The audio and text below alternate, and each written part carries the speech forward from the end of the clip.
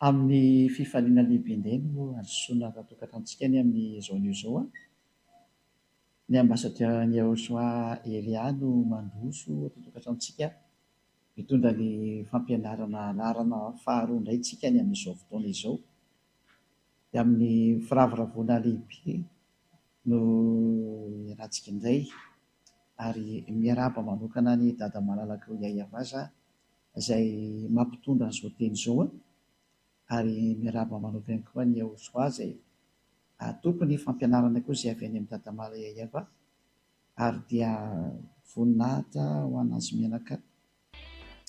Dia mamerina ny fiarahabanantsika rehetra tokantrano tena koa ny ambassadeur ny Yahosoa Elia no mandroso tokantrantsika indray amin'ny teny hoe dia mamerina ny fiarahabana an'izay rehetra mbola tsy nahiny ihany koa zany dia samota iny Yahosoa daholo.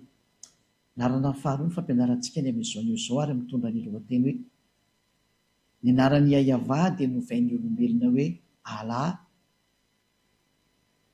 Noho izany Andriamanitra ny Silamo izay alaza ao any tsy malala na hoe Jehova ho any Andriamanitra ny protestanta ny dikan'izay ary hoe Yahvé ho any Andriamanitra ny katolika ny dikan'izay. Fa maninona moa zany izy io no novaina? Izay zany ilay resatsika. Dia hatrany manome valiteny ary maverimbeloko ity valiteny ity hoe nanararoatra ny atezeran'ny dada Yava ny olombelona satria rehefa nanota ireo zanak'Israely ireo dia nanararoatra an'ilay atezeran'ny dada Yava izay nisy teo amin'ny zanak'Israely ny olombelona. Ina ny antony? Satria ny olombelona rehefa nahita hoe tetsy dada Yava tamin'ny zanak'Israely izay nanota teo anatrehany dia nandray fanapa-kevitra dada Yava hikapoka sy hamely ary hamono an' zareo ary hisaraka amin'ny tanteraka ary nanomboka teo dia tsy nisy nafantatra ny dada Yava intsony ny zanak'Israely. Eny ny fahatrany amin'ny anarany aza tsy fantany. Ka rehefa tsy fantany moa ny anarany izany dia mazava ho azy fa tsisy mahay intsony. Ary rehefa tsisy nafantatra intsony ny olombelona dia nanomboka teo amin'izay dia namorona ny anarany amin'izay ny olombelona rehetrarehetra. Tao ny katolika romanina nanomboka ny namorona ny azy koa. Tao izany ny silamo namorona ny anazy koa. Silamo dia tena nisy namorona boky spesialy ho an'izareo mihitsy izy. Izay no nahatonga nanome an'ilay daty hoe raha ny fivavahana silamo angeika taty amin'ny taona plus 600 taoriana l'an 0 nefa ny bokin'ny Israelianina bokin'ny Jiosy efa tany amin'ny moins 1900 tany ho any zany. Chiffre approximative moa zany fa zany hoe milaza ny mahatranainy azy. Ny bokin'ny Mose zany dia efa tany amin'ny taona moins 1500 moins 1400 tany ho any. Chiffre approximative daholo zany hoe daty manakaiky ny maro satria fa ela loatra izy dia tsy hita intsony hoe tena hoe précis tena daty précise mihitsy. Ka eo amin'izay sary izay dia milaza amintsika mihitsy fa efa boky efa taty oriana daholo zany ny boky misy. Raintsika ny katolika romanina dia tany amin'ny tany amin'ny moins 100 tany ny tena nanjakanjakan zareo tao amin'ny fahatry ny Israel. Nanomboka nanjakazaka izy dia rarina zareo raha namorona ohatran'izay koa ny protestanta koa namorona ny azy izy taty oriana ela be taty koa izy mba namorona ny azy zany hoe samy namoromorona ny azy teny daholo zany nanararoatra ny fisarahan'ny dada Yava tamin'ny zanak'Israely satria tsy nahay niantsony eo Andriamanitra intsony ny olombelona dia teo ilay fanararotana ilay olombelona Israelianina izay resako izay tsy afaka niantsony Andriamanitra ny satria ny ataon'ilay Andriamanitra ny Yaya Va dia nanararoatra daholo namorona anarana ny olombelona ary indrisy tonga hatrany amin'ny namorona boky mihitsy ny aza dia samy nanao ny azy zay. Ka ho azavaiko amintsika tokoa hoe tena nisy ve zany hoe tena tezitra marina ve tamin'reto zanak'Israely dada malala Yaya Va ary vokatra an'izay atezerana izay dia nisaraka taminazy dada malala Yaya Va rehefa nisaraka taminazy dia lasa tsy fantatra intsony ilay anarana. Daholo jerevantsika ary ny soratra masina. jerevantsika ara ny soratra masina araka ny voalaza ao amin'ny tadiavaka ampidintsika zany teknisiana sady manolotra manambotra ihany nareo ao anatin'izany sary efa zany araka ny voalaza amin'ny bokin'ny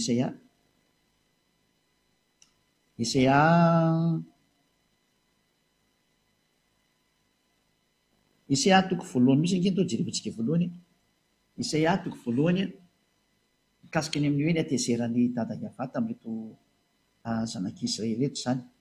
Raha mamety zany dia mahasoma raikitra kely zay ao mety tsara. Isaia toko voalohany dia vakitsika manomboka amin'ny andinin'ny faharoa avy hatrany. Zao no vakitsika zany. Hoe eto zany tsika dia ahitany atezeran'ny dada Iava tamin'ny zanak'Israely ary nanompo andriaman-kafa ry zareo ka izay mihitsy natezitra ny dada Iava ary nanao tsy mety izy. Zany hoe niantso andriaman-kafa reto Israelianina reto ary nisarahan'i dada Iava dia lozika be zany rehefa niala tokoa dada Iava dia niverina tamin'ny andriaman-kafa natsotsomo zareo izy ary hafa indray koa niditra teo. Any hoe tena mampalahelo mihitsy ny sara mitranga amin'ny olombelona ty fa izay no tonga antsika nanome an'ilay daty mihitsy ny ambasadeur-ny Elia hoe ity nge ny daty dia jereo tokoa fa tena nialanareo ny anarana mahafaka amin'ny fahotana satria mantsy ny tena marina io Andriamanitra tena tsy tia fahotana izy ary tena halany mihitsy n'izany fahotana zany, tena tsy mety aminy mihitsy n'izay teny izay. Aleo vakitsiro Isaia toko 5:10 anomboantsika anazy aloha amin'izay resaka fahotana izay hoe tsy mety aminy mihitsy ny fahotana io. Karaha ianao zany mpanota, ny fivavahanao miteraka anao mpanota, ohatra mpanotanao rehefa tsy hay-havana antsoinao dia efa mpanota ianao.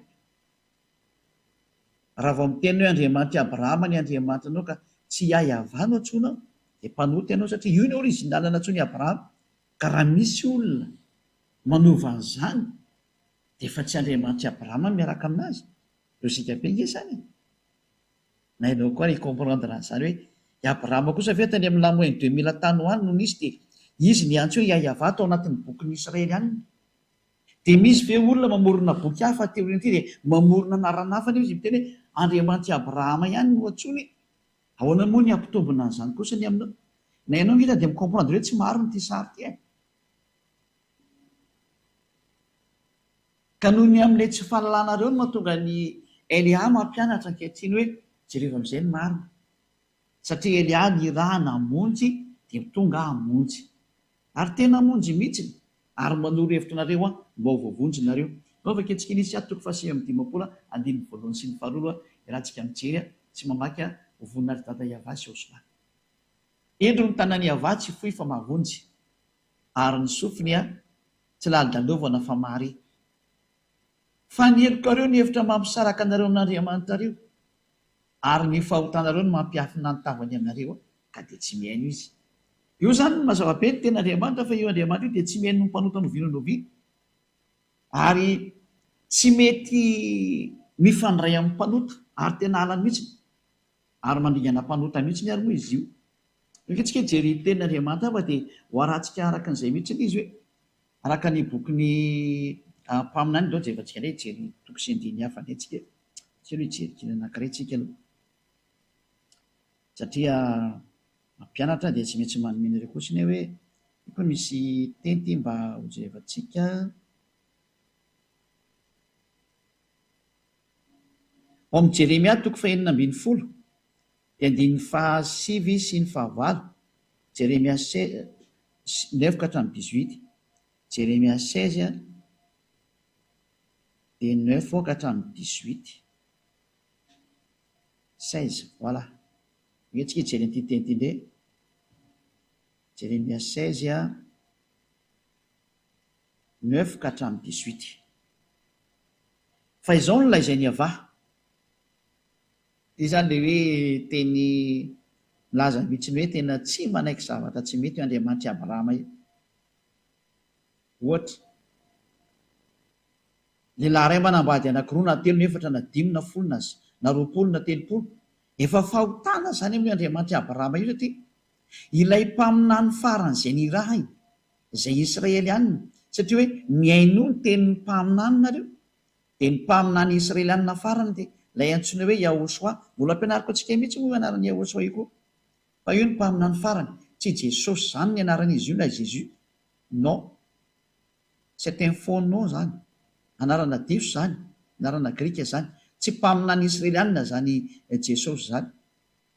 Any amin'ny grika azy zany Andriamanitra ny grika zany. Fa ny mpaminany israelianina farany Yahosoa no anarany.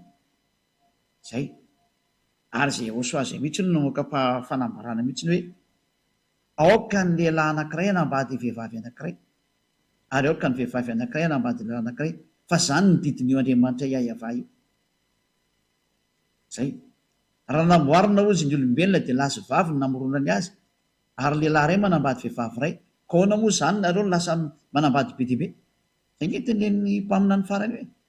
Ary tsika tsy maintsy mihaino ny tenin'ny mpaminany israelianina. Tsy mahazo mihaino teny ankoatra ny mpaminany israelianina satria mpaminany israelianina no henoina. Ity amin'izay antsika rehefa avy eo fanao aloha tselo hiditra amin'ity le Jérémia 16:3. Jérémia 16:9-18. Fa izao no lazainy avy tompony maro, Andriamanitry ny Israely. Indro atsahatra amin'ity tany ity eo masonareo sy amin'ny andronareo ny feo mifaly sy ny feo miravoravo, dia ny feon'ny mpampakatra sy ny feon'ny ampakarina.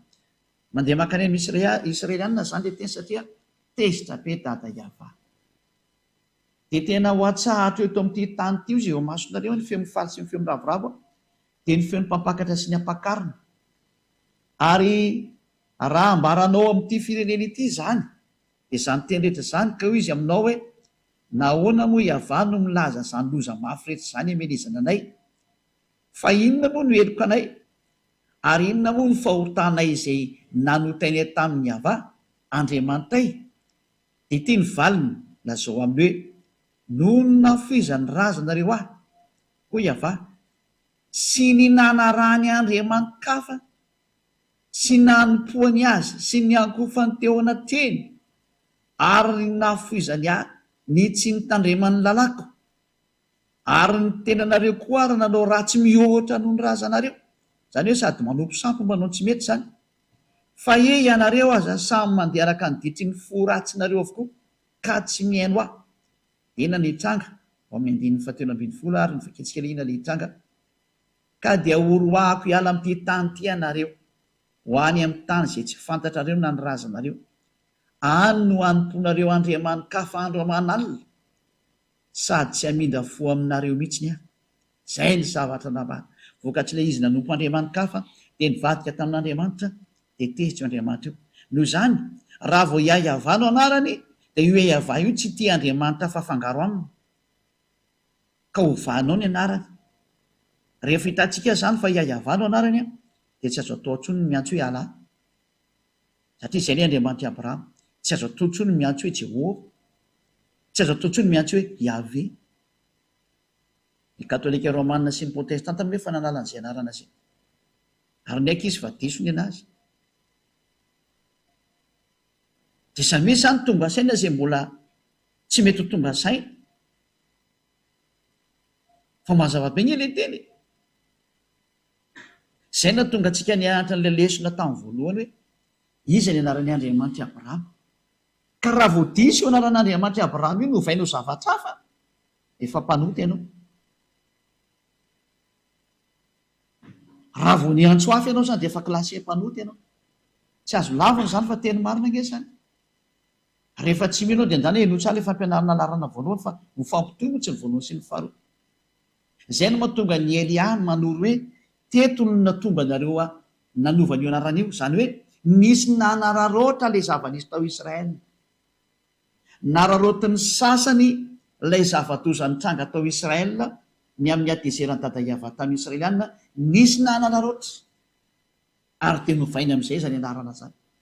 Ka tonga eto ny zanaky ny tompon'ilay anarana, zanak'ilay Yahova, ilay misy miteny hoe nga misy Andriamanitra miteraka izany. Ka izay ilay tenin'ilay Andriamanitra Abrahama rehefa nandefa an'ilay mpaminany farany izy. Ka ny mahatonga an'ilay olona misy tsy mino an'izany mantsy, kefa diso hatrany ny voalohany nareo, ny hainao ilay Andriamanitra tsy izy nareo dia lasa Andriamanitra tsy izy nampianatra nareo zavatra tsy marina, dia tsy nenonareo intsony ilay teny Andriamanitra Abrahama tary amin'ny bokin'ny Israelianina. za zany mamerina foana hoe aleontsika miverina any amin'ny bokyny israelianina foana am'izay satria any israelianina io andriamanitra io fa tsy any afa firenena andriamanitra ny israely raha vo hoe i abrahama dia israelianina ny tena mahay an'izay dia zareo i mose satria andriamanitra mose izy dia i mose manana ny bokyny ato hoe sefer torah efa nampianariko antsika koa ao anatin'ny sefer torah ny bokyny mose tsy azonao lavina mihitsy ary io sefer torah io tena ao anatin'ny teny jiosy io ny anarana hoe sefer tena teny jiosy mihitsy izany olo resantsika zay rehefa miditro amin'ny hoe mpaminany israelianina tsy maintsy orana dia voavoaka eto aminao koa hoe teny jiosy mihitsy nge ao anatin'ny lalànany jiosy nge zany teny hoe sefer torah zany anarana jiosy anarana bokyny jiosy zany eo mitsymihitsy n'izany teny zany fa tsy hoe zany mamorimorona azy eto fa tena anarana fiantsoana amin'ny bokyny jiosy ny to hoe sefer zany ary ny mpanoratra dia sofer na zareo soferima zany avelantsika amio zany fa tsy aloha dia mijery hoe ny fahotanao dia efa manomboka no miantso andriamanitra tsy izy ianao rehefa tsy hahavanna tso anao dia efa andriamanitra tsy izy iny dikan'izay fa zay ny fahamarina ary mampanotanao sahady zay ary porofon'izany ianao manambady be diaibe raha olona ray manambady rosy telo sy efatra na mijangajanga efa fahotana daholo zany ny fanompon'andriamanitra tsy mitovy amin'ny hahavany ianarany dia efa fahotana zany satria voaporofo mihitsy ny tao amin'ny larana voalohany fa tena ianaran'io andriamanitra io dia hiayava ary tezitra izy raha voanovaina io anarana io tezitra mihitsiny izy ary nisaraka tamin'ny israelianina ary io fisarahana io mihitsiny a no nahararotin'ny sasany amin'izay reto olona tsy matahotra an'andriamanitra eto zay iny mahatonga miteny aminareo olombelona amin'izao génération zao hoe raha nisinao tsy mety ny tany aloha tany aza manareo manaraka ny tsy mety eo manaraka aminazy raha misy nanao tsy mety ny tany aloha tany dia aza rahanao oka ianao tsy hipetraka ao am'plasiny hoe rehefa fantatra fa tsy mety dia mbola rahana ihany aza manao an'izany tsody fa andro ny fahalalana zao aleontsika mihitsy ny fahalalana dia ny marina zay na tonga ny eliana ampianatra ry hoe iza le andriamanitra abrahama ka raha vao novainao zay yayava zay a novainao hoe alana jehova na yave efa tsy mety na izy mety ho antsonao ihany fa reo moa zany tena azo zany hoe bebe mpiantso reo zany fa be diaibe ny miantso akoatran'io dia trandefa mazava ny teny dada iava hoe tena tena anareo mihitsiny tena tezitra aminareo mihitsy moa zany zay teniny dia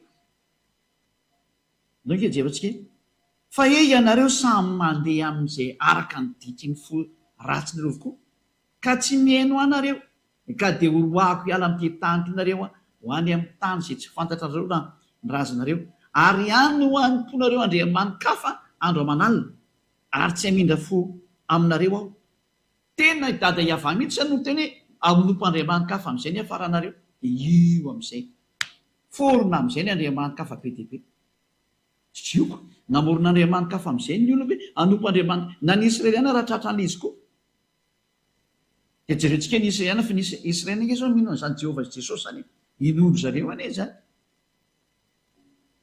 nefa dia andriamanitra ny grika be zao dia inondro israeliana samy manaonao foana dao zao ny olombelona rehetrarehetra eto ambony tany am'izao tsika miteny zao zay ny antony nandefasan'ny dada mariayava naniraka ny elia hoe andana avy reny ny olona itoditra satria ho avy ny loza aorinany elia dia loza matsiravina amin'ity taninareo ty ary efa mandeha zany loza zafatry hoe ho avy miara mandeha amin'izao elia mitory aminao zao mandeha zany loza mamelinareo zany ary ho tratra amin'izay nareo dia aza mitady solution fa manatona ny elia fa aty amin'ny elia ny lakle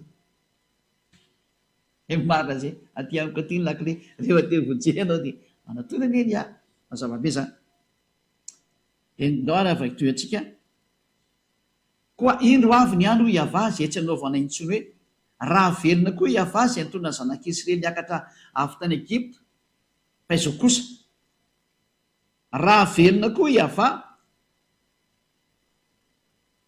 onisy teo zay antona zanak'israely niakatra avy tany amin'ny tany avaratra sy avy tany amin'ny tany rehetra zay nandroany azy tena nivadika ny tantara zany zay antona zanak'israely niakatra avy tany amin'ny tany avaratra indray sy avy tany amin'ny tany rehetra fa ampidiko ho any amin'ny tany zay nomeko ny razany. Izany hoe horoahana ny zanak'Israely ny dikan'izay ary ho voaroaka ao amin'ny taniny izy ary lasany amin'ny avaratra any amin'ny rehetrarehetra manerana azy tontolo izao. Dia io tokoa ny zanak'Israely fa tena voaroaka tanteraka mihitsy any. Tsy misy afaka mamaly an'izany izao tontolo izao fa tena voaroaka ny zanak'Israely. Inona moa izareo le naverina tamin'ny taona 1822? Tamin'ny taona 1822 izy zanak'Israely vao naverina tamin'ny taniny. Araka ny tenin'Andriamanitra hoe raha verina koa hiavaka hamerina ny zanak'Israely hiala avy any farany avaratra sy hiala any amin'ny tany rehetrarehetra. Izany hoe fahampodinan'ny Israeliana hiverina amin'ny taniny zany no fahavianany eto indray. Izany hoe tena ny roahany dada hiavany zanak'Israely ary tena ho avy nefa ny fotoana miarinana anazy. Efa niverina zareo tamin'ny taona 1822. Saingy mbola misy jiosy be dia be any ipetan-dranomasina any fa tsy ao Israely. Reny ilay nisan'ny tadiavin'ny Eliam zao tsika miteny izao hoe iverena ianareo fa nanao ny tsy mety any ianareo e. Izany mahatonga anareo voaroaka io. Dia mbola sy tonga saina ihany ve ianareo? Ry Israely ihany, ry hafa firenena mba tonga saina daholo. Dia nitsoisantsika ihany ilay teny fa sa moa dia tsy maintsy mananatra antsika foana. Izao fa ho ampidiko any amin'ny tany izay nomeko ny razana izy. Indro izao aniraka mpanovo maro hiava izay hamovo azy. Ary rehefa afaka izany dia aniraka mpihaza maro izay hihaza azy any an-tendrombohitra sy ny havoana rehetra ary ny atsefatsefaky ny aram-bato. Mpamovo moa zany zany hoe zany mpamovo zany ngamany hoe mpanenjika ve dikasa tsy haiko le teny gasy mpamovo zany. Zay. Zany hoe injehako mihitsy nareo izy dada hiavary tsy amelako mihitsy ireo raha tsy potika. Fa ny masoko dia mijery ny aleny rehetra ka tsy miafina mitavako mihitsy zany. Ary tsy takona amin'ny masoko ny elony. Alohan'izany nefa dia ho valiko avy sasaka ny elony sy ny fahotany noho ny nandotoan'ny taniko dia ny namenoan'ny lovako tamin'ireo fatiny sampony sy ny fahavetavetany ireo. Tezitra mihitsy ny dada hiava lazay ny fahafatiny sampony mihitsy. Atezerana nge zany. Hoe samposampo fatiny samponareo to nentinareo aty ohatr'izany. Nanompo Andriamanitra tsy izy ny zanak'Israely. Ratsy be ny zany. Za tena mampitodika ny sainareo rehetrarehetra hoe ndao tsika hitodika. Fitiavana anareo zao. Andriamanitra kafa daholo ny antsoinao rehefa tsy hiava ny antsoinao. Andriamanitra kafa io ary mendrika no potehana koa ianao. Dia izay no mahatonga ny hoe ho aratsika amin'izay hoe nanomboka teo satria roany dada hiavany zanak'Israely tsy nisy nahay ny antso anazy tsony. Izay ny hafarany noho ny amin'ity Andriamanitra kafa natsono zareo. Tena tsy nisy ny antso anazy tsony. Rehetra rehefa tsika amin'izay ny tena Andriamanitra hoe tsy misy mahafantatra azy tsony ny olona. Teny zanak'Israely. Foana hatrany amin'ny famonjena ho an'ny zanak'Israely. Isaia toko faha-enina. Vakitsika indray ny Isaia toko faha-enina manao koa mendinin'ny faha-sivy. Ia vakitsika. Hoy izy mandehanaka nazao amin'ity firenena ity hoe mandrenesa mandrakariva ihany ianareo ka nefa aza mahalala. Mijereva mandrakariva ihany koa ianareo nefa aza mahafantatra. Ataovy adala ny fon'ity firenena ity ary ataovy lali-dalovana ny sofiny ary ataovy mikimpy ny masony. Fa andao ahita ny masony dia andre ny sofiny dia alala ny fony dia hibebaka izy ka ho sitrana. Eto izany ny tenin'Andriamanitra dia efa nametraka mihitsy ataovy adala ny fon'ireo olona reo. Rehefa avy ny menimenina izany dada hiava hoe ho aripako nareo fa tena nanompo sampo nareo. Niantso Andriamanitra tsy izy nareo. Nanao ny adalana faratampo nareo. Dia namoa izany raha tsy efa manao foana daholo koa nareo. Rehefa tsy hahiavany na tsonao dia efa manompo sampy ianao dikan'izay. Rofon'izany efa ny alamy katolika romanina sy ny protestanta ilay anarany hoe Iavezy Jehova. Fa misy mbola tsy nanala ny azy. Aty izy manana boky hafa mihitsy fa eo nefa tena mipetraka hoe raha tsoinao ny Andriamanitra Abrahama. Mahina tsy hahiavany ny antsoinao. Fa tena mipetraka aminareo izay miantso Andriamanitra ankoatra ny hahiava io. Satria ny rahantsika nijery mihitsy ny originalina ilay anarana tao amin'ny bokin'ny Jiosy niraisika mihitsy ny hoe raha ny bokyny jiosy dia tany amin'ny taona moin 2000 sy ny moin 1500 tany any bokyny Abrahama sy Mose. Fa raha ataontsika raintsika tso ny boky hafa raha ny bokyny Silamo taty amin'ny taona plus 600 izy ary ny tokony ho arahantsika. Dia hoe tena mila mipetraka maso tsy miangatra sy tena be fitiavantsika hoe tena hoe raha tena nompon'ny Andriamanitra Abrahama maro ianao izy ny tokony ho arahana. Ny teny tany aloha tany ve zay teny Abrahama mivantana sy teny Mose mivantana ty izy mianakareo no nahita anazy voalohany iny sa le tenin'olona taty oriana taty zay taty amin'ny taona plus 600 no tsara tsy miangatra tsika na ny teny tao amin'ny katolika romanina sy ny protestanta fa saingy zareo efa nanalany azy fantahina mipetraka mihitsy izay fa zay hoe tonga Elia hamonjy sy hanavitra. Mbola tsy ndiko mafy aminao mihitsy izany teny izany hoe hamonjy sy hanavitra zany Elia zany solo tenan'ilay Andriamanitra Abrahama Yahva ny raha namonjy ny olombelona ampafantatry ny olombelona hoe tena ny adalana nataonao e. Mbola anao adalana ihany ve anao dia ho fay ohatra ny Israely ihany fa tena ny faiziny io Yahva io tsy ny Israely ihany ianao ve mitady famaizana ohatra nazo anazy. Fantahina napetrako aminareo rehetra zay mandray azy manerana an'izao tontolo izao. Elia mametraka fantahina aminareo olombelona eto ambonin'ny tany dia eto amin'ity planeta terre nareo ity ianareo olombelona mbola sahanareo ve nanimbazimbana io Andriamanitra Abrahama fa fanazimbazimba anazy ny fanovana ny anarany. Raha Yahva ny entso ny Abrahama anazy azo ovaina tsoa izy efa manimbazimba ianao roa vovanao zany.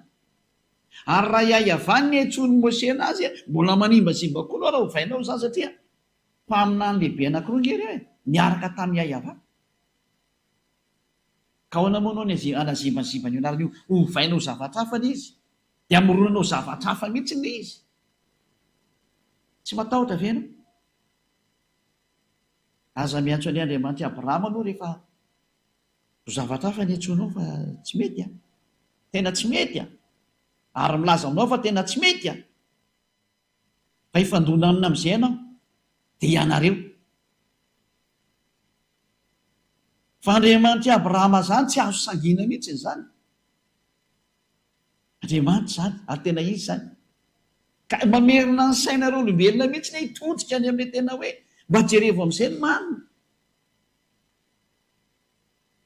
Fa ny zanak'Israely izay niaraka taminy rehefa nandika ny teny sy naniotra anazy ary niantso Andriamanitra kafa hatrany dia tena nataony fay mihitsy. Hitantsika tsara fa tena voaroka anie zareo ary tena fay anie zareo lasa niparitaka manderan-tany ange zareo ary tena fay izy. Hitantsika tsara zao nanaovany Hitler anazy tamin'ny taona ady lehibe nisy tany aloha tany ireo tamin'ny ady lehibe faharoa nga mitsaiko na voalohany faharoa tamin'ny jios Hitler anazy io tamin'ny ady lehibe faharoa. Zava-doza mihitsy anie. Anjarantsika ny mieritreritra amin'izany sary rehetrarehetra zany hoe tsy mamela masana io Andriamanitra Abrahama io rehefa tena tezitra ary tena tezitra izy zao satria ahoana moa ny anarany kosa raha natsony hoe Yahva tany aloha tany. Ary zareo ary rehefa mira dia manao hoe Alleluia dia zany ihany anarany Yahva ny dikan'izay. Ahoana moa lasa miovana izy tokoa hoe lasa hoe Allah lasa hoe Jehova lasa hoe Yahvé. Ahoana moa natao an'izany kosa izy tena tsy mety kosa ny zany. Ary profon'izany tsy misy afaka amin'ny fahotana ny olona nefa ny eo Andriamanitra io tsy tia fahotana mihitsy io. Io ny vakitsika tao amin'ilay Esaia 5:50 sy ny faharoa hoe ny tanany Yahva dia tsy feo fa mahavonjy ary ny sofiny tsy ladalovina fahamarita. Fa ny elokareo ny hevitra mamisaraka taon'Andriamanitra nareo ary ny fahotanareo no mampiafina ny tavany aminareo dia tsy miaino anareo izy. Izany hoe io Andriamanitra Abrahama io zany dia miantso anao mihitsy hoe tsy hainao mpanota zany izy. Raha vao novainao io anarana io dia efa mpanota ianao ary izay no nandringana any Israely any. Raha vao novainao io anarana io dia efa nanota ianao satria ny teny ny mpaminany Israeliana hoe ny voninahitro tsy meko ny hafa mihitsy ka tsy ekeny io Andriamanitra io mihitsy zany hoe anarana ovaovaina izany. Raha vakitsika ny bokyny 10 ny jiosy raha niresaka tamin'ny Israeliana izy tamin'izay fotoana izay ka nanome ny fanekena voalohany izay nifanaovany tamin'ny zanak'Israely dia izao ny voalaza ny lana hoe aza manana Andriamanitra hafa fa izao rery ihany. zay ny voalaza ao anatin'ny didy folony Andriamanitra io mena zanak'Israely.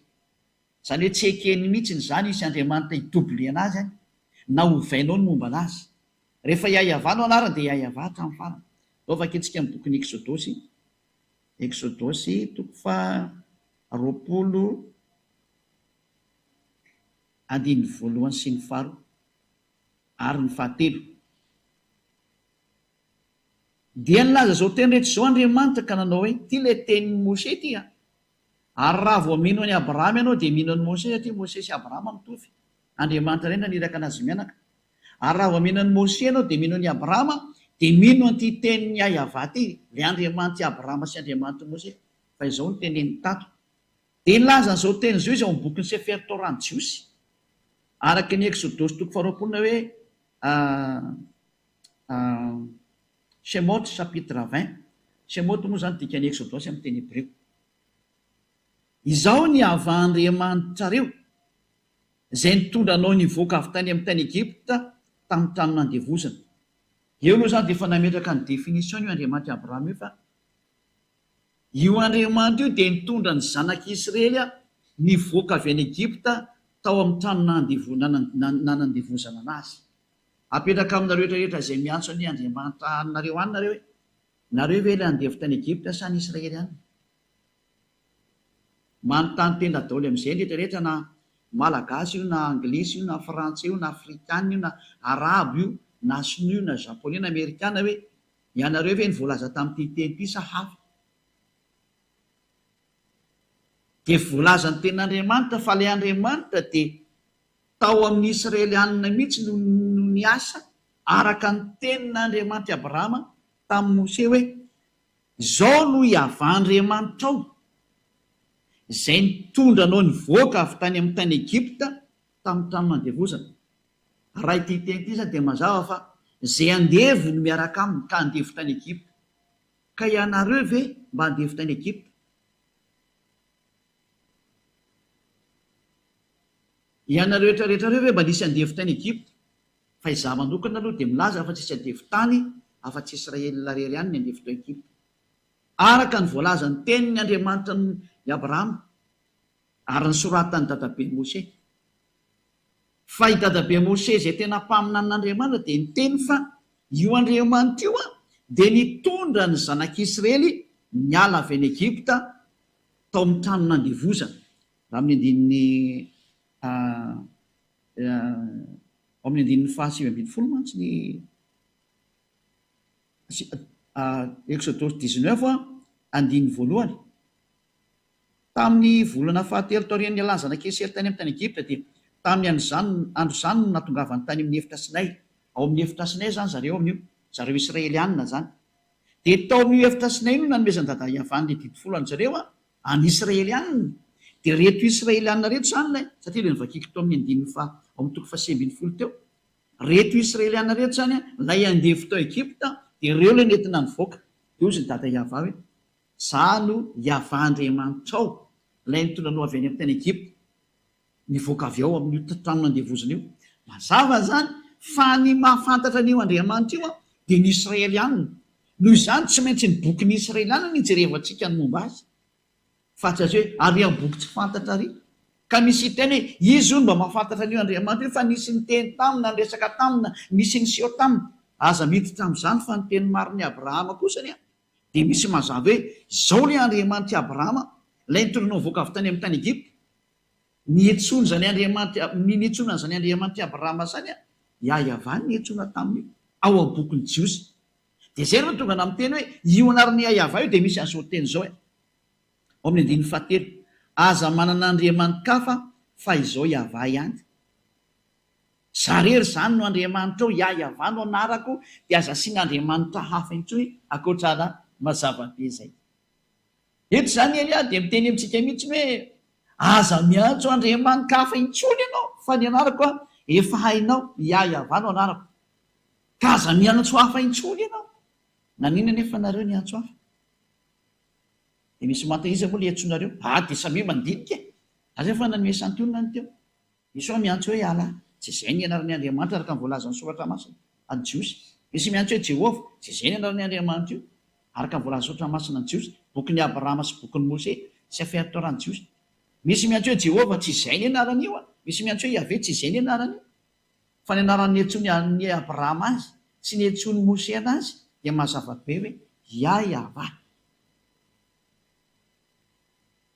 Zay mahafantatra azy tsara mihitsy zany Abrahama zany, mahafantatra azy tsara mihitsy. Andriamanitra Abrahama izy, Andriamanitra Mose izy, fa i Mose moa tena nizingizina mihitsy ny amin'ny fahalalana azy, tena fantany tsara mihitsy. Satria raha miteny hoe Andriamanitra Abrahama dia mahafantatra azy Abrahama, Andriamanitra Mose dia mahafantatra azy Mose. Iza ny anarany? Yahveh no anarany. Dia ahoana nefa nanao nanova? Fanontaniana apetraka aminao, nanina anao nanova? Iza no teny taminao ho vao io? Iza no teny taminao hoe hovainao io? Fanontaniana apetraka aminao rehetrarehetra mihitsy izay. Fa tsy moramora amin'ny Andriamanitra Abrahama izao zavatra nataonao izao.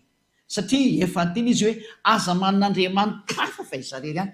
Ary namafisina izany tamin'ny bokin'ny mpaminany, araka ny tenin'ny mpaminany, ary boky nisy afaka itsika miaraka indray boky nisy ahy.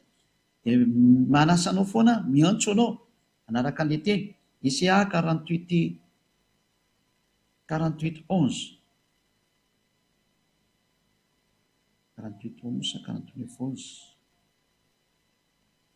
48:11 izao ny voalaza: no ny tenako, eny no ny tenako ihany no avaoko an'izany, indrisy lotoina ny anarako, fa ny voninahitro kosa tsy omeko ny hafa.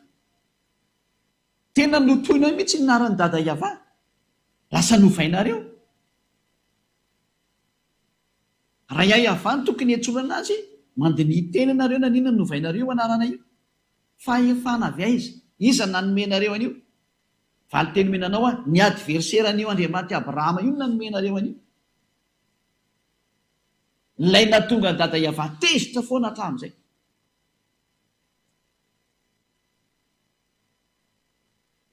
Ary vokatry ny atezerana dada Yahveh amin'izay a, teo amin'izay nareo nanaraotra. Rehefa tezy dada Yahveh dia nisitaka tamin'ny zanak'Esy, tsy nety niaraka tamin'ny tsony a. Teo amin'izay nareo a ny olombelona tena nampalahelo mihitsy ilay zavatra aseho. Nalain'izareo amin'izay dia namorona anaran'Andriamanitra amin'izay izy. Teo daholo ny nivoahan'ny anarana be dia be natsoinareo olombelona. Oka daholo ny karazan'Andriamanitra be dia be. Indrisy mampalahelo. Izany hoe nararotin'ny sasany ilay fisitany Yahveh malala tamin'ny zanak'Israely, Yahveh ilay Andriamanitra Abrahama, ilay Andriamanitra Mose. Rehefa niala tamin'ny zanak'Israely izy fa tezitra, dia nararotina amin'izay ilay fialana. Satria tsy nahafantatra azy intsony ny zanak'Israely, dia nararotina koa ilay tsy fahalalana, dia novaina amin'izay ilay hoe Allah, Jehovah, Yahvé, sy ny maro samihafa izay tsy voatanisy e. Misy mamorona be dia be any. Fa reo moa no tena malaza reo, dia izay natonga ny hoe tia ny santionany ity. Fefa be dia be izany ankehitriny. Mampalahelo, mendrika ny potehany izao tontolo izao. Ary tena rary ny raha ho potehana amin'izay nareo. Rary.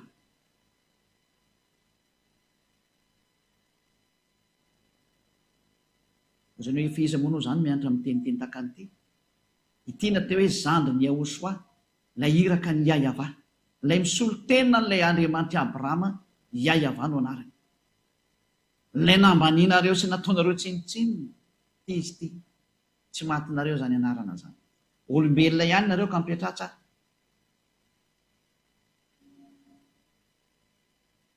Fa ny tompon'ny aina no miresaka aminareo. Ary ny tompon'ny fanahy. Tsy moramora zao nataonareo zao. Naninona nataonareo an'izao ny Andriamanitra maro?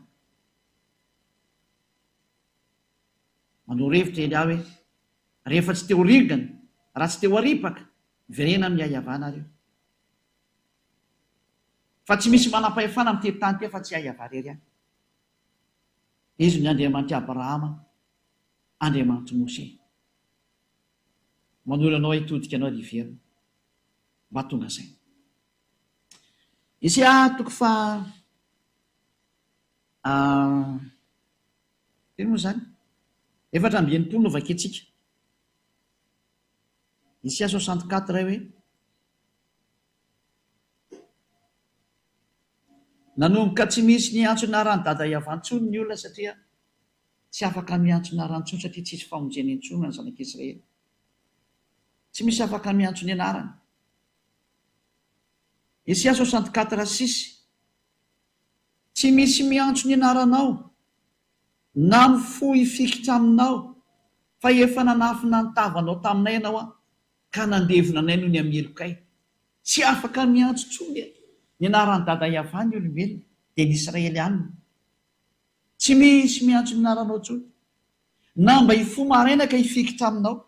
Ino ny antony? Nafeny dada Iavany tavany ka tsisy afaka miantso azy, tsisy afaka miresaka aminy. Zay ny zava-misy zay. Nampalahelo ilay tantara.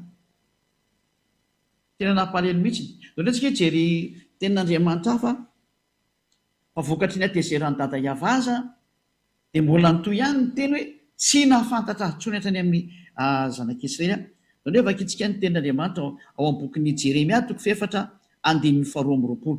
Jeremia 4:22. Dia miara-mijery izantsika zay. Jeremia 4:22. Inge vakitsika ny teny.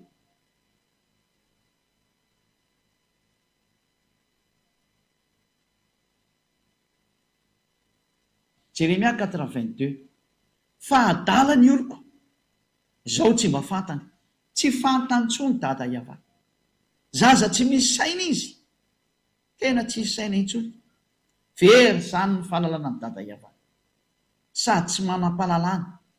Raha ny anao ratsy dia enda izy, fa raha ny anao soa kosa tsy fantany tsony. Mazava zany ny teny eto fa tena tsy mahafantatra ny dada Iavany tsony ny zanak'Israely. Teo ilay nararotina amin'izay. Ary ny zava-doza aza, raha sendra misy miantso ny aran'ny dada Iavany dia nitenenina hoe aza miantso an'izany tsony fa so maty eto ny hafarany. Maty mihitsy ny hafarany. Raha vakitsika ny bokin'ny Amosa 4:4 angamba izay nge vakitsika izay. Amosa 4:4 vakitsika kely amin'arany Aosoa. Amosa izay misy an'izany Amosa zany. 4:4 dia manomboka amin'ny 5. Hoe teto no nahatonga ny olona nanararoatra nanovany eo amin'izay dia ny olona tsy matahotra ny eo Andriamanitra Abrahamy mihitsy. Amosa 4:5 ka hatrany amin'ny 10. Ary raha misy folona sisa ho an-trano iray dia samy ho faty ireo. Io zany le ozina hoe ho ataoko maty mihitsy nareo androany, ho enjehako mihitsy ireo dada Iavany, vonoko nareo. Ary ny havan'izay matina izay mandevona azy dia ambetany faty ka dia tondra azy hiala ao an-trano. Hoe avoaka zany dia faty zany satria maty ireo. Dia hiteny amin'izay ao anaty trano hoe mbola misy ihany va ato aminao, zany hoe mbola misy olona maty ihany eo. Dia hoy izy hoe tapitra, dia ho valiana hoe manginona re fa tsy tokony ho tonoina ny anaran'ny Iavany. Hoe aza tonoina ny anaran'ny Iavany fa raha vao tonoina dia maty eo indray tsika. Zany hoe tena tsy misy fahefana iantso ny anarana tsony fa tena lasa danger de mort no miantso anazy. Raha ho an'ny zanak'Israely, nanomboka teo ny Israelianina ilay tsy nahafantatra azy tsony ary tsy nahalalana azy tsony. Ary tamin'izany fotoan'izany tokoa dada Iavany no nanao ny lehilahy amin'asa hoe ny oloko hafantatra ny anarako dia izay hitenenako hoe ity aho. Satria ny Israelianina efa tsy afaka fantatra intsony noho ny amiatezeran'ny dada Iavany dia nipoteny mihitsy ny fahalalana azy ka vita ny dada Iavany hatrany amin'ny naniraka Nebokadnezara hanapotika ny tempoly izay misy azy. Vita ny hatrany amin'ny fanapotenana ny tempoly noho ny amiatezera. Ka rehefa tsy teo potika ohatra nanjony Israelianina, petra tsara ianao. Aza miseho anao mahery ianao no miseho matanjaka ianao fa tsy matanjaka zany ianao. Olona ihany ianao fa tadidio ary lehibe ilay mibaiko ny sainao. Fa ny foroniny ianao Iavany namorona anao. Ilay dada malalako, dada ny Elia zany. Ilay naniraka ny Eliako. Dada izy ve Andriamanitra ve tsy atao dadako anao. Dady fanajana anazy zany. Ary marina zany. Zay ny zavatra misy zay. Ka inona ny sary mipetraka zany amin'izao tsika miteny izao. Fa raha ny sary mipetraka dia hoe rehefa tsy afaka niantso ny Andriamanitra intsony ny zanak'Israely ary tena tafasaraka tamin'ny dada Iava araka ny teny hoe indro ny tanany avatsy fifa mavonjy ary ny sofiny tsy ladalovana fa mahary fa ny eloko areo no hevitra mampisaraka anareo ny Andriamanitrareo ary ny fahotanareo no mampiafina ny tavany aminareo ka tsy miaino izy. Izay teny izay dia porofo mitohaka amin'ny tendantsika fa tsy mety miaino ny mpanota io Andriamanitra io. Izany hoe raha vao novainao io anaran'io efa mpanota ianao ary tsisy Andriamanitra miainanao izany io. Tsy miainanao izany io Andriamanitra Abrahama io. Reraka ao fotsiny ny antsoantso tabataba anao zo fihetsiketsehana maketsimaka io fa tsy miainanao izany io Andriamanitra Abrahama io zany. La ny andro io fotsiny ianao. Fa raha Andriamanitra tsy izy dia miaino anao. Fa nazavaiko hoe ary io nge natezitra ny dada Iava. Io no natezitra anazy. Ny fiantsoan'Andriamanitra tsy izy natonga ny atezerany. Dia zao nefa samy miantso Andriamanitra tsy izy daholo nareo nefa manono Andriamanitra Abrahama. Aza manono tonona le Andriamanitra Abrahama na Andriamanitra Mose rehefa tsy teny hoe Iava le anarana fa tsy izy daholo ny ankoatran'izay. Tsy izy. Kategorika mihitsy ny Eliam teny fa tsy izy. Ary rehefa tsy izy dia tsy izy. Ianao no mila mieritreritra sy mandinika amin'izay manaraka amin'ny marina fa tsy ianao no mbola iziriziry amin'ny zavatra tsy mety ataonao. Sa mety tonga sainy. Fanavotana fanahy fa tompony fanahy nge io Iava io e. Ary izy nilaza fa ny fanahy izay manotra dia ho faty. Rehefa teo faty izany ny fanahinao mipetraha ihany amin'io anarana tsy izy io ianao. Ezekiel 7:20-24 hoe ny fanahy izay manota, izany ny fanahy izay mbola miantso Andriamanitra tsy izy dia ho faty. Ary rehefa natoloka anao ny antony tonga le anarana nipotra rehefa nanomboka tezitra io dada Iava io dia niovana izy indao no jevantsika le hoe ny fanahy izay manota no faty dia ny anankiray ilay hoe ny rano mihitsy Nebokadnezara nandoro ny tempolony. Mampatsifika anazy teknisiana na somary adiniky kely zany izay zary zay. Dao tsy aloha jery amin'ilay Ezekiel 18:4 zany no vakitsika voalohany.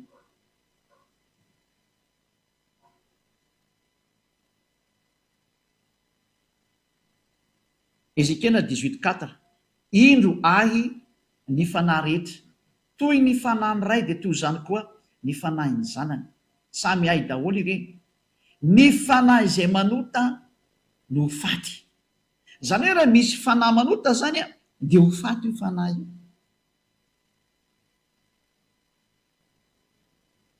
Ka fahotana ny natezitra n'Andriamanitra tamin'ny zanak'Israely ny fahotan'ireo zanak'Israely nanompo Andriamanitra tsy izy, niantso Andriamanitra hafa. Tany dia fatezerana, potika, fampitera. Rehefa tsy teo potika ianao fa andro farany zao, velamy Andriamanitra tsy izy. Miverenina amin'ilay Andriamanitra Abrahama antsoiny anarana hoe Iava. Miverena amin'ny Andriamanitra ny Mose ilay antsoiny anarana hoe Iava. Fa ray ihany ny Andriamanitra izy mianankiray. Tena fitiavana izany teneniko izany. Fitiavana ny te-hamonjy anao satria manino? Efa mandeha any ny loza-milanareo olombelona. Efa misy eo ambony lohanareo, efa misy eo ambanin'ny taninareo, efa misy eo akaikin'ny tongotronareo. Efa mandeha ny daholo ny loza. Teny amin'ny rivotra efa misy. Feno loza amin'ity taninareo ity amin'izao tenenako izao. Ny fikapoana eny aminao eny sisa ny andrasanao. Rehefa tsy hitodika ianao dia hamely ireo. Dia mbola misy ny fotoana maizany fiainana. Fa fitiavana izany ataon'ny Elia zany. Tena fitiavana izany. Mbola misintona anao foana hoe mba miverena fa ampy izay. Nanome porofo za. Nomeko mihitsy hoe ity daholo ny fôtin'ilay izy. Tatony na voanareo. Olo jerevantsika daholo izany rehetrarehetra izany hoe menono ny tenin'ny mpaminany Israely ihany. Zao hoe jerevantsika hoe tena nipotehiny dada Iava amin'izay hatrany amin'ilay tempolony. Rovakitsika ny bokin'ny Jeremia filo izy 52 amin'izy. Jeremia 52:11 angambany izy hoe potehiny dada Iava mihitsy ny tempolo tao Jerosalema. Hoe Jeremia 52 amin'izy izy zao. Teo amin'ny andininy hoe vakitsika manomboka amin'ny andininy fafiry. 52:7 ka hatrany amin'ny Jefia France 7, 8, 9, 10, 11 eo angambany izay. 10.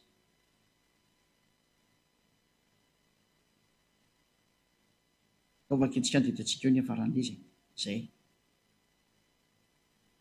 Ary nisy voabanga ny tanàna dia nandositra alina ary ny miaramila rehetra ka niala tao an-tanàna tamin'ny lalana mankany amin'ny vavahady tany elanelan'ny mandaroa izay eo anilan'ny sany mpanjaka, fa ny kaldianina no manodidina ny tanàna ka nandeha tamin'ny lalana mankeny amin'ny tany ay.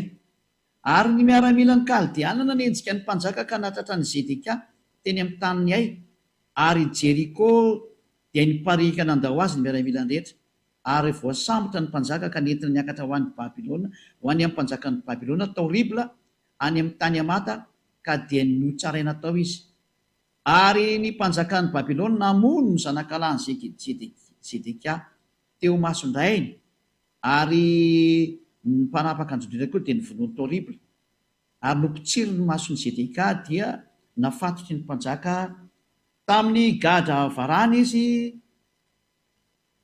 sy ny maro samihafa. Io zany hoe nivonoany zareo esa moa hoe amin'ny 17 no toizatsika.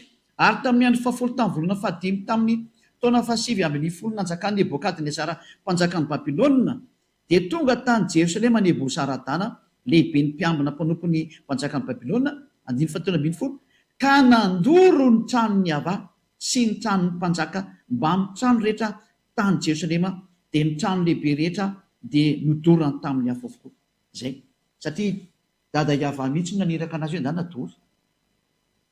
Rehefa tehitra zany hoe dada Iava io dia tonga amin'izany sary zany, ary miomana ny dikan'izay.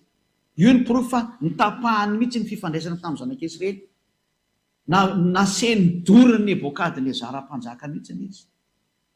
Zay le rikatra amin'ny Jeremia 5:20 noinge vitsarivatsika izy teny zay. Jeremia 5:20 hoendry Nebokadnezara mpanompo, manoko amin'ny andininy 9. Koa izao no lazainy Niava tompony maro noho ny tsy inonareo ny teniko ry Israelianina, satria Israeliana io resany io, dia indro ampanalaiko ny firenena rehetra any avaratra sy Nebokadnezara mpanjakan'ny Babilôna mpanompoko. Lazainy fa mpanompony mihitsy nefa zatra sady olona mpanompo sampy io ny tena biby be mihitsy. Hoy Iava, ary entiko amely an'ity tany ity izy sy ny mponina eto mba amin'reto firenena manodidina rehetrareto, ka arigako tokoa ireo ka ataoko figagana sy zavatra mampisitrisitra sady rava mandrakizay. Ary dia atsahatra eo ny feo mifaly sy ny feo miravoravo sy ny maro samihafa zany. Eo zany hoe nasainy dada Iava nobataina avy any mihitsy Nebokadnezara hoe asio io, dia poteo reo Israelianina reo, dia poteny Israelianina tokoa ary poteonareo Babilônianina io Israelianina io. Dia tonga tokoa izy moa i Nebokadnezara mpanjaka dia nanapotika ny tanànan'ny Israelianina, dia nidorany rehetra any amin'ny tranony Iava mihitsy ny nidorany. Navelan'ny dada Iava nidorana amin'izay hoe dory io fa tsy araka amin'ireo intsony zay. Zany rehefa teritra io dada Iava io. Ianao ve tsy tonga saina amin'izany hoe ianao efa fantatra hoe nana fa Iava ary ianao efa mpanota, mpanao ratsy. Ny ato amin'ny Elia tsy misy olona manao ratsy intsony miaraka amin'ny Elia zany, fa olona parfait. Ary efa manarivony zany olona parfait zany zay miaraka amin'ny Elia, amanarivony. Ary efa be dia be nefa maniry teo tonga amin'izany. Zany ny hetsoko anao hoe ianao ve mbola te hiady amin'ny Andriamanitra Abrahama ihany, mbola te hiantsy ady aminy nefa voapolofo aminao fa tsy izy anie io antsoinao io, Andriamanitra tsy izy anie io antsoinao io, mbola tsy tonga saina ihany ve ianao? Anjaranao ny mieritreritra, fais ton choix. Na ianao hiady amin'ny Andriamanitra Abrahama io dia tsy izy ihany no ataonao ary, na ianao tonga saina dia hiverina, dia verena miaraka amin'ny Elia. Andao hiaraka amin'ny Elia amin'izay ianao. Elia le nendrasan'ny Israely, fa zany Elia zany mpanala olona amin'ny fahotana, mitondra olona ho tsy mpanota intsony ary mitondra olona ho lasa parfait tahaka ny Elia parfait. Antsony ianao hitodika hoe fiainany amin'ny dada Maria Iava, Andriamanitra Abrahama, Andriamanitra Mose. Reo zany le teny nomeko anao reo hoe tanteraka ny teny fa rehefa tezy dada Iava tena nipoteny ny fiarahana aminy. Ary teo nararotina amin'izay satria efa tsy misy tsony ny tempoly dia tsy afaka miantso an'le anarana tsony. Lozika be zany. Ko tao amin'ny tempoly ny etsoina an'io anarana io dia lozika ny tsy fahalalana anazy. Lozika ny tsy fahalalana anazy. Dia novain'ny olona amin'izay ilay izy satria io tantara io tany amin'ny taona moins 500 tany ho any io tantara natongavany Nebokadnezara io. Tao moins 590 teo dia nanomboka ny déportation ny zanak'Israely, zany hoe natao sesitany esclave. Dia nitoy nandeha tao amin'ny zareo Medianina, Persianina, niditra ilay koa ireny, niditra ny Grika, niditra ny Romanina, ary taty aorindrinan'ny Romanina niditra ny Arabo. Ary teo na tonga ny famoronana ny anarana ihany koa satria hoe rava ny anarana dia namorona koa ny Arabo. Namorona ny anarany hoe Allah izy. Tahaka ny katolika Romanina namorona hoe Yahvé, tahaka ny protestanta namorona hoe Jehova, samy miara namorona. Ary niforona dao naran'Andriamanitra be dia be rehetra izay efa tsy haintsika intsony nisy ny amin'ity tany ity. Samy nanao daholo ny rehetra rehetra. Izay natonga nanana profeta ity ilay marina, niverena amin'ny marina daholo. Niverena ao amin'ilay marina daholo fa efa ampy izay tsy marina nataonareo izay. Ary lazaiko areo fa tena fitiavana zao. Fitiavana ny hamonjy olona, hanavitra olona, hamerina anareo any amin'ilay tena nahary tongotra aman-tananareo fa ny mpanota izay voalaza fa mpanotany dia tena ho faty ho any amin'ny elongena, ho any amin'ny l'enfer, l'étang du feu, ho any amin'ny afo mirehetra mandrakizay ianao. Fa mbola io Andriamanitra Abrahama io no teny izay hoe ho alefako any ny mpanota. Izy mihitsy no teny izay tamin'ny alalan'ilay mpamina ny farany hoe Yahoshua no anarany. Jerevantsika io histoiran'ny mpamina ny farany io. Ary aza miteny ary izy moa ianao io ho fantatreo ihany ny tantarako, faro fotsiny teniko fa mamonjy ianao zao tiako atongavana izao. Soa ho anao zao, izy ny tsy maniry ho afaka amin'ny fahotana. Jereo izay niaraka taminao na afaka anao tamin'ny fahotana, ove tsy mbola mangalatra ihany ianao, ove tsy mbola miteny ratsy ihany ianao miaraka amin'izay tomponao hatramin'izay, ove tsy mbola mijangajanga ihany ianao. Jangajanga ngenao io manambady be dia be io, jangajanga ngenao. C'est de l'adultère. Fijangajangana zany. Raha nanamboatra ny olombelona Andriamanitra dia lasy vavy no nanamboarana anazy. Ary ny tantaran'ny Abrahama dia milaza mihitsy fa hiady masaiva ny razamben'ny olombelona. Vady izy ireo. Ray ny vadin'ny Adama dia Eva, ary ray ny vadin'ny Eva dia Adama. Ko mahina tsy miverina amin'io nareo. Raha tena Andriamanitra Abrahama no Andriamanitra nareo lasy vavy no namorony anazy dia lehilahy ray manambady vehivavy ray. Ary izay no original zay. Fa niditra ny fonareo no mahatonga anareo manambady be dia be io. Olona maditra zany. Mpijangajanga zany. Mpangalatra mpijangajanga, ny mpanao ratsy mpijangajanga. Rehefa novaina ilay anarana dia efa mpanota zany. Ary ny mpanota ho vonon'Andriamanitra i Abrahama. Io Andriamanitra Abrahama io mihitsy ny hamono anao.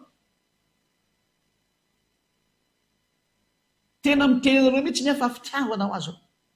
Tsy misangy io Andriamanitra Abrahama io. Izy no Andriamanitra.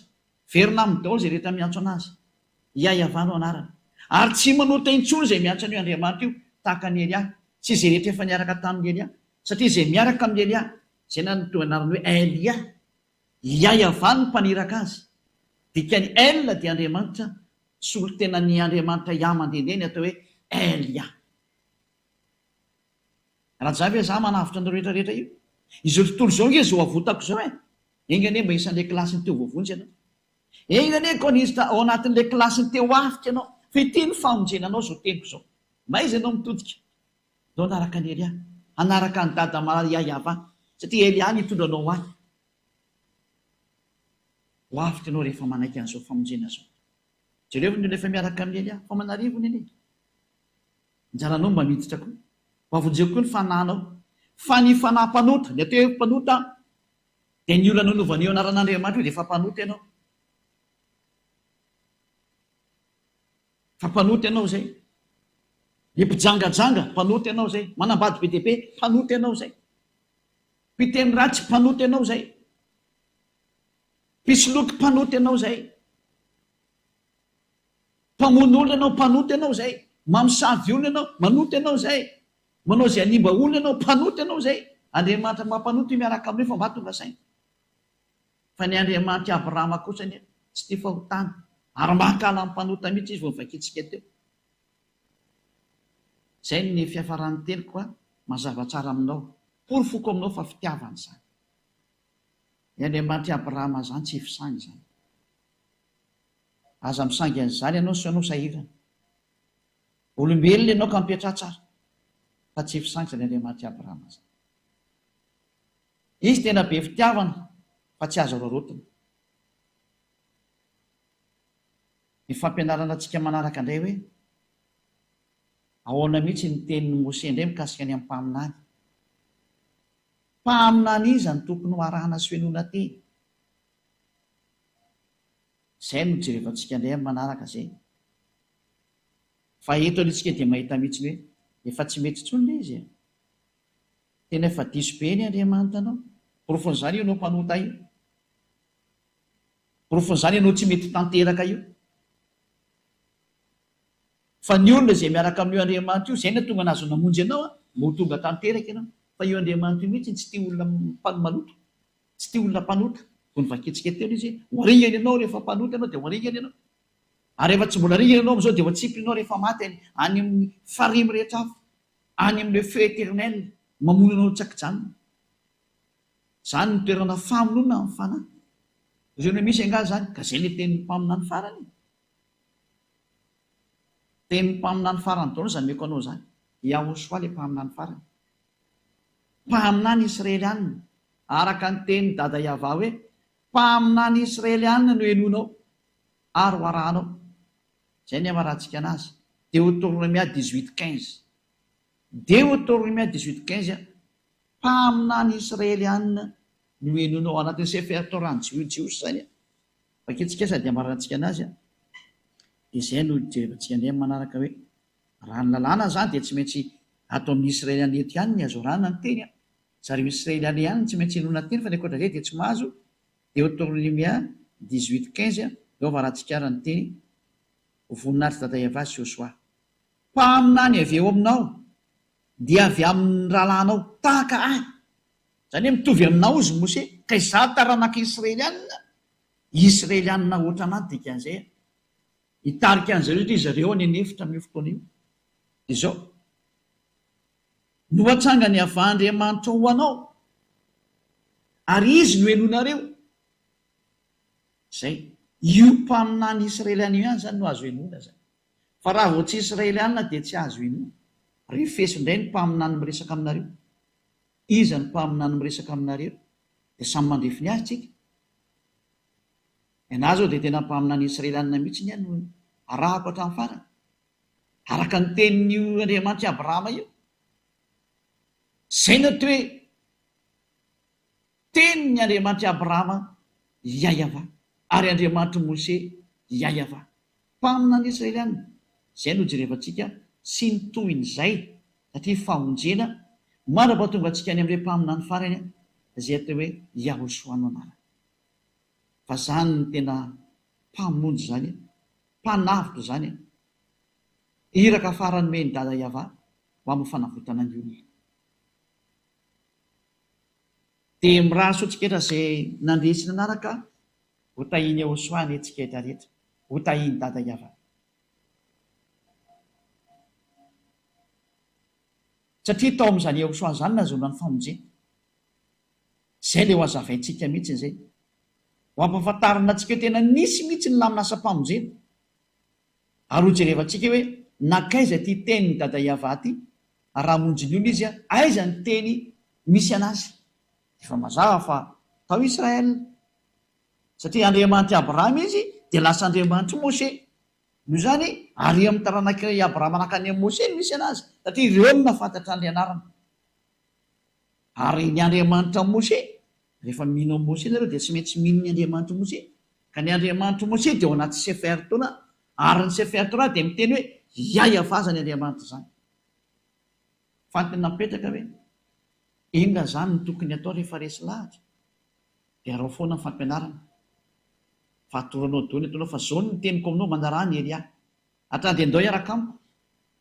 hoe za hamonjy ny fanahiko hoe za tsy hamonjy tsy hanarin'ny fanahiko fa amonjy andaozy hamonjy ny fanahany miaraka amily adaoly am'izay manerana an'izao tontolo zao onjeo ny fananao fa ny fanahy zay manova anarana dia ho faty ozy dada iava araka ny teny ny mpaminany Ezekely mpaminany Israelianina zany ary ny mpanota rehetra tsy mihaino anareo zany ozy dada iava ary izy tsy azonareo terena fa tsy mihaino izy tsy misy an'izany hoe mivavaka dia mifona dia mivavaka dia mifona dia manao ny ataony dia mifona dia manao ny ataony tsisy Andriamanitra ny teny an'izany fa ny mpanota dia ho anefako any amin'ny farihy amin'ny atrafo ny teneny fandringanana fatezerana mirehitra zany ny miandry ny mpanota ohatra anareo io dia nareo mpanota rehetrarehetra amin'ity planeta terra ity mpanota daholo nareo ny mbela rehetrarehetra tsy misy afaka na ny ray aza onjeo ny fanahinareo nao anaraka ny Elia efa afaka itsika dada malala iavao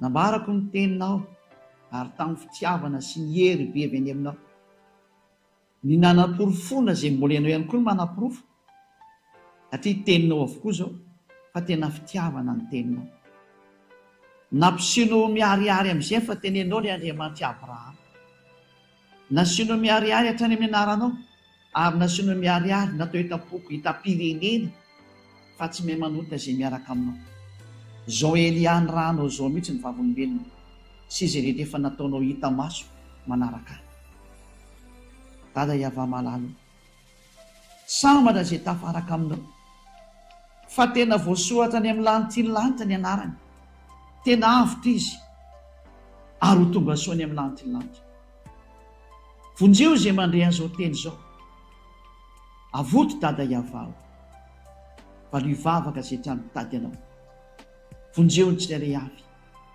fa tena fitiavana ianao tonga ny ano tsy maintsy ampahafantarana ny olona marina mba hiverehanao any aminao satria mandeha ny fandringanana efa mandeha ny mpandringana dada iavao vonjeo zay mbola azo vonjena avoto zay mbola azo avotana atao maimiaino zay mbola afaka mandre voninahitry no mandrakizay sorabetsaka dada mala iavao narany aoso amen dia mirary esotsika samy tenao soa ho amin'ny fito isan'ny fampianarana manaraka ary ny hatsarany dada mala iavangy ho aminareo tsiray avy ho amin'ny manaraka indray vedra